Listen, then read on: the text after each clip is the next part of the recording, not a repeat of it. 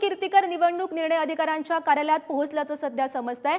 मतमोजणी प्रक्रियेचे संपूर्ण सीसीटीव्ही देण्याची विनंती त्यांनी केलेली आहे। महत्त्वाची आणि मोठी बातमी आपण पाहतोय। तर अमोल कीर्तीकर सध्या निवडणूक निर्णय अधिकाऱ्यांच्या कार्यालयात पोहोचल्याचं सध्या समजतंय। तर मतमोजणी प्रक्रियेचं संपूर्ण सीसीटीव्ही देण्याची विनंती त्यांनी केलेली आहे। तर या संदर्भात माहिती देत आहेत आणि जिल्हाधिकारी कार्यालयाच्या बाहेरून आमचे प्रतिनिधी चेतन सावंत सध्या आपल्या सोबत आहेत। चेतन, महत्त्वाची बातमी आपण पाहतोय, अमोल कीर्तीकर यांनी आता मोठी मागणी केल्याचं पाहायला मिळत आहे। मतमोजणी प्रक्रियेचं संपूर्ण सीसीटीव्ही देण्याची मागणी ते करतायत। गौरी, खरं तर ठाकरेंच्या शिवसेनेचे उत्तर पश्चिमचे लोकसभा उमेदवार अमोल कीर्तीकर यांचा जर आपण निकाल पाहिला निवडणुकीचा, तर त्या निकालामध्ये फेर मतमोजणी करण्याचं आव्हान रवींद्र वायकर यांनी केलं होतं आणि त्यावरून आक्षेप घेण्यात आला होता।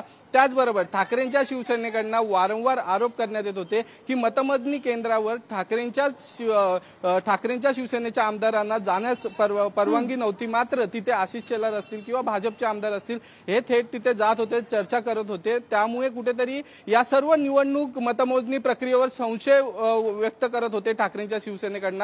उद्धव ठाकरे हे देखील या संदर्भात मोठी कारवाई करण्याची मागणी करणार आहेत। त्या संदर्भात ते राष्ट्रपतींना देखील भेटणार आहेत। त्यापूर्वी अमोल कीर्तीकर जे पराभूत उमेदवार आहे हे आज जिल्हाधिकारी कार्यालयात आलेले आहेत। त्यांनी संपूर्ण मतमोजणी प्रक्रियेचे सीसीटीव्ही फुटेजची मागणी केली आणि त्या सीसीटीव्ही फुटेजच्या मागणीचा काय रिप्लाय येतो हे देखील आपल्याला थोड्याच वेळात करणार आहे। मात्र संपूर्ण सीसीटीव्ही फुटेज तपासल्यानंतर हाती लागल्यानंतरच ते न्यायालयात या निर्णयाला आव्हान देणार आहेत। गौरी, हो चेतन, अमोल कीर्तीकर आणि निवडणूक निर्णय अधिकारी यांची चर्चा झाली आहे का आणि चर्चेत नेमकं काय घडलंय?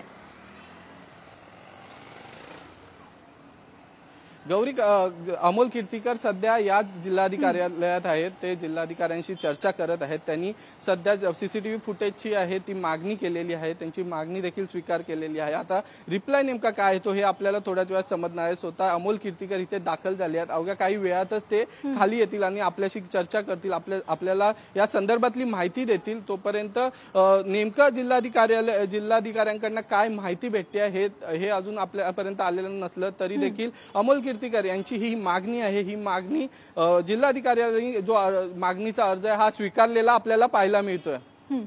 नक्कीच चेतन, या सर्व घडामोडींवर असंच लक्ष ठेवून राहा। तुर्तच धन्यवाद दिलेल्या या माहितीसाठी। तर मोठी आणि महत्त्वाची बातमी आपण सध्या पाहतोय, मतमोजणी प्रक्रियेचं संपूर्ण सीसीटीव्ही देण्याची विनंती आता अमोल कीर्तीकर करतायत।